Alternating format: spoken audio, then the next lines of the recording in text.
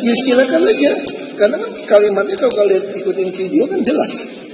Saya tidak mengatakan menghina Al-Quran. Saya hanya tidak mengatakan Al-Quran bodoh. Saya katakan kepada masyarakat di Pulau Seribu, jangan kalau kalian dibodohi oleh orang-orang rasis, pengecut, kira-kira kalau kata kami sekarang, menggunakan ayat suci itu untuk tidak milih saya, silakan nggak usah milih. Saya pengalaman dari tahun 2003 berpolitik. Saya temukan lawan-lawan politik yang rasis dan pengecut selalu menggunakan ayat itu untuk membodohi orang tidak pilih saya. Jadi ayat Al-Quran ada yang salah nggak? Nggak salah. Konteksnya bukan itu. Konteksnya jangan pilih Nasrani Yahudi jadi temanmu, sahabatmu, sesuai terjemahan asli. Bukan. Tadi bilang saya nyampurin urusan agama. Saya sekolah Islam, SD, SMP 9 tahun. Jadi saya menemukan banyak yang rasis dan pengecut menggunakan ayat suci di dalam Al-Quran.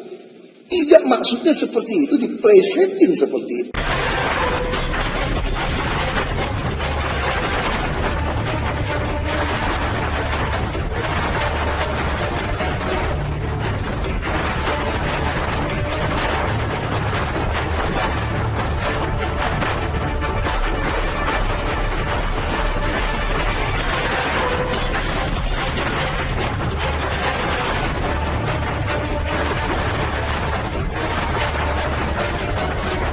Jadi Bapak Ibu juga nggak usah khawatir, ini pemilihan kan dimajuin. Jadi kalau saya tidak terpilih pun Bapak Ibu, saya berhentinya Oktober 2017. Jadi kalau program ini kita jalankan dengan baik pun, Bapak Ibu masih sempat panen sama saya. Sekalipun saya tidak terpilih jadi gubernur. Jadi saya ingin cerita ini supaya Bapak Ibu semangat. Jadi nggak usah pikiran, nanti kalau nggak kepilih, pasti Ahok programnya bubar. Enggak, saya sampai Oktober 2017. Jadi jangan percaya sama orang, kan bisa aja dalam hati kecil Bapak Ibu nggak bisa pilih saya. Ya kan dibohongin pakai surat Al-Maidah 51 macam-macam itu. Itu hak Bapak Ibu. Ya. Jadi kalau Bapak Ibu perasaan nggak bisa pilih nih, karena saya takut masuk neraka gitu, bodohin gitu ya, nggak apa-apa. Karena ini kan panggilan pribadi Bapak Ibu. Program ini jalan saja. Ya, jadi Bapak Ibu nggak usah merasa nggak enak. Dalam nuraninya nggak bisa pilih Ahok. Nggak suka sama Ahok ini. Tapi programnya, gue kalau terima, gue nggak enak dong sama dia, utang budi. Jangan. Kalau Bapak Ibu punya perasaan nggak enak, nanti mati pelan-pelan, udah stroke. Jadi bukan anggap. Ini semua adalah hak Bapak Ibu sebagai warga DKI.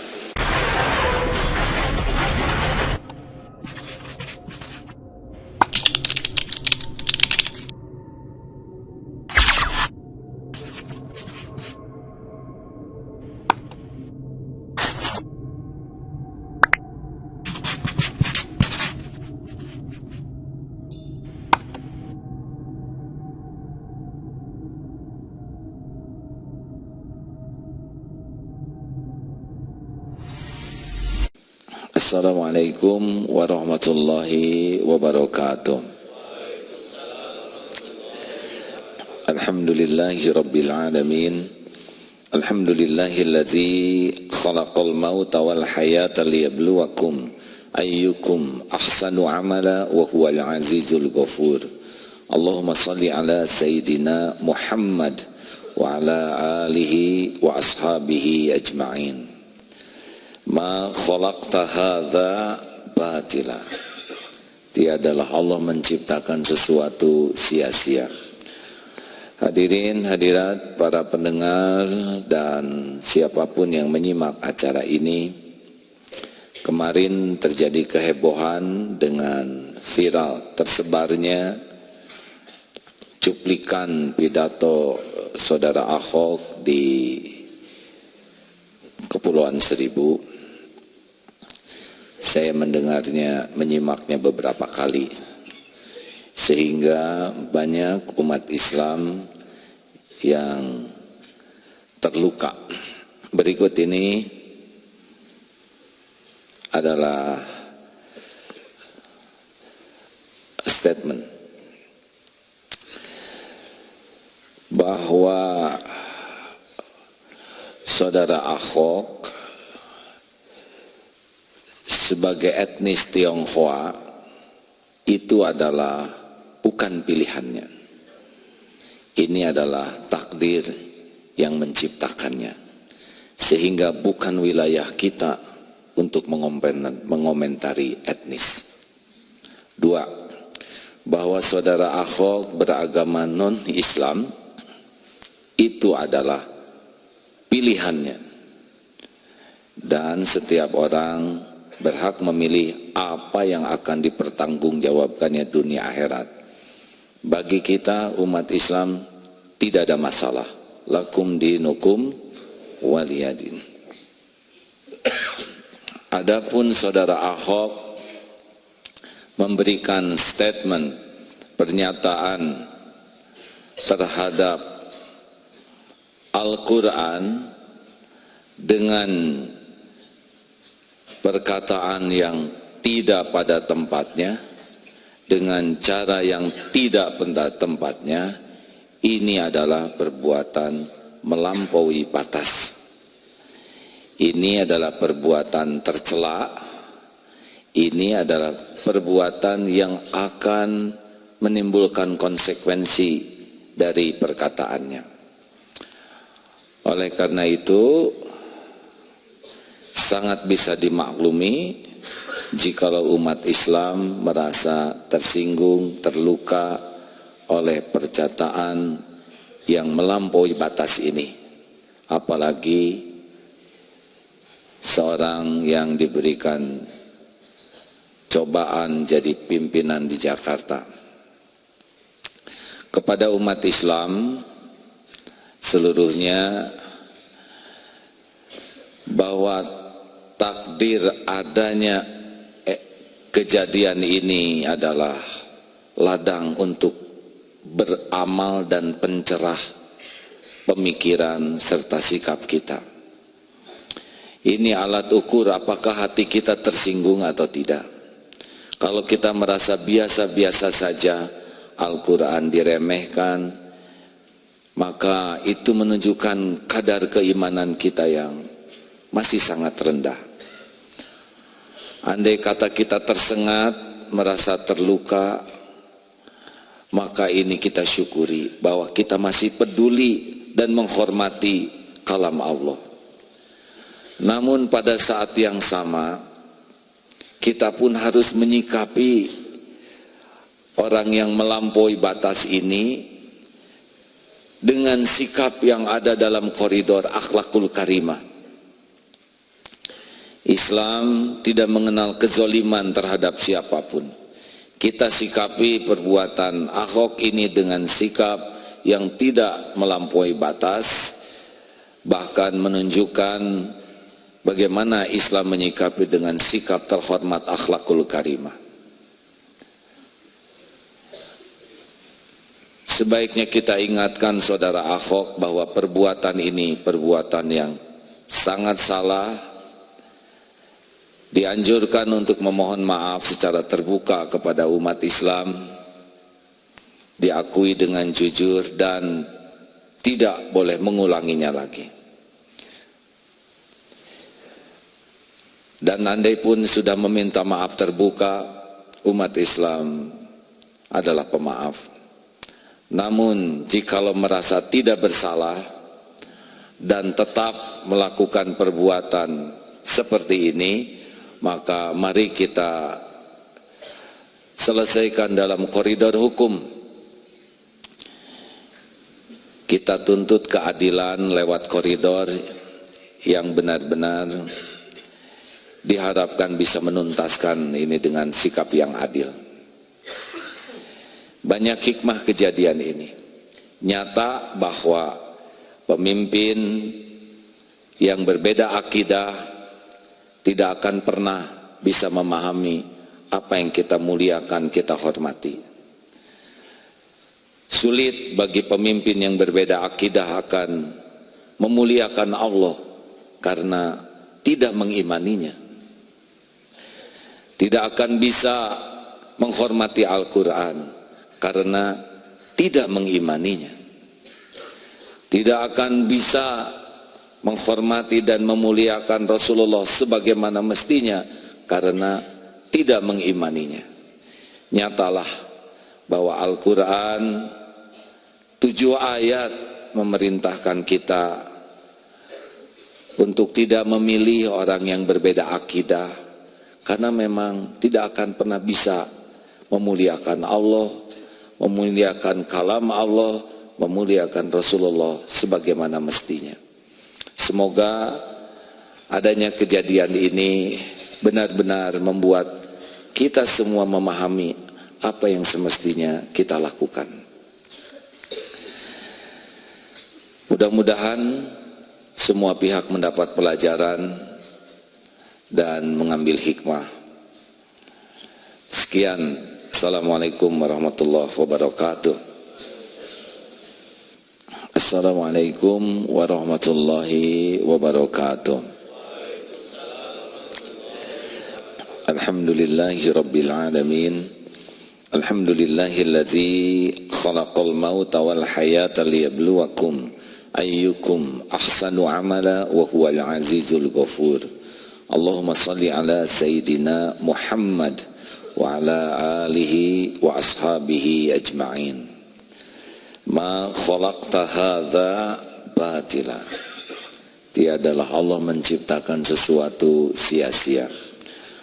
Hadirin hadirat para pendengar dan siapapun yang menyimak acara ini, kemarin terjadi kehebohan dengan viral tersebarnya cuplikan pidato Saudara Ahok di Kepulauan Seribu. Saya mendengarnya, menyimaknya beberapa kali, sehingga banyak umat Islam yang terluka. Berikut ini adalah statement bahwa Saudara Ahok sebagai etnis Tionghoa itu adalah bukan pilihannya. Ini adalah takdir yang menciptakannya, sehingga bukan wilayah kita untuk mengomentari etnis. 2, bahwa Saudara Ahok beragama non-Islam itu adalah pilihannya, dan setiap orang berhak memilih apa yang akan dipertanggungjawabkannya dunia akhirat. Bagi kita umat Islam tidak ada masalah. Lakum dinukum waliyadin. Adapun Saudara Ahok memberikan statement, pernyataan terhadap Al-Quran dengan perkataan yang tidak pada tempatnya, dengan cara yang tidak pada tempatnya, ini adalah perbuatan melampaui batas. Ini adalah perbuatan tercela. Ini adalah perbuatan yang akan menimbulkan konsekuensi dari perkataannya.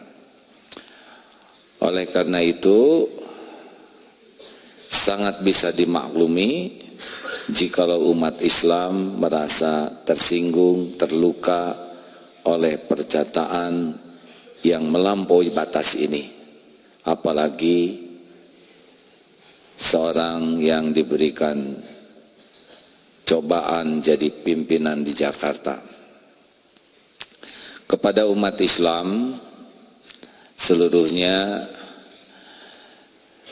bahwa takdir adanya kejadian ini adalah ladang untuk beramal dan pencerah pemikiran serta sikap kita. Ini alat ukur apakah hati kita tersinggung atau tidak.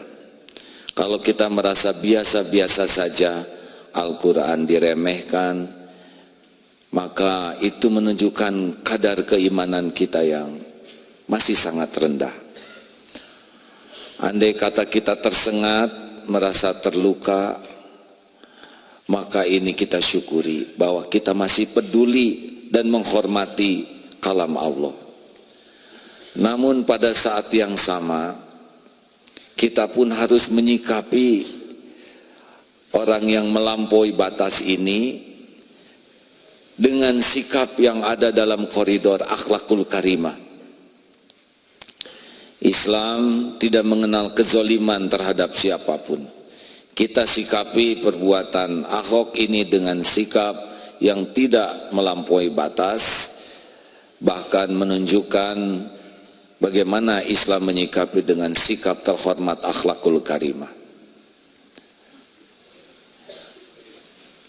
Sebaiknya kita ingatkan saudara Ahok bahwa perbuatan ini perbuatan yang sangat salah. Dianjurkan untuk memohon maaf secara terbuka kepada umat Islam, diakui dengan jujur dan tidak boleh mengulanginya lagi. Dan andai pun sudah meminta maaf terbuka, umat Islam adalah pemaaf. Namun jikalau merasa tidak bersalah dan tetap melakukan perbuatan seperti ini, maka mari kita selesaikan dalam koridor hukum. Kita tuntut keadilan lewat koridor yang benar-benar diharapkan bisa menuntaskan ini dengan sikap yang adil. Banyak hikmah kejadian ini. Nyata bahwa pemimpin yang berbeda akidah tidak akan pernah bisa memahami apa yang kita muliakan, kita hormati. Sulit bagi pemimpin yang berbeda akidah akan memuliakan Allah karena tidak mengimaninya. Tidak akan bisa menghormati Al-Quran karena tidak mengimaninya. Tidak akan bisa menghormati dan memuliakan Rasulullah sebagaimana mestinya karena tidak mengimaninya.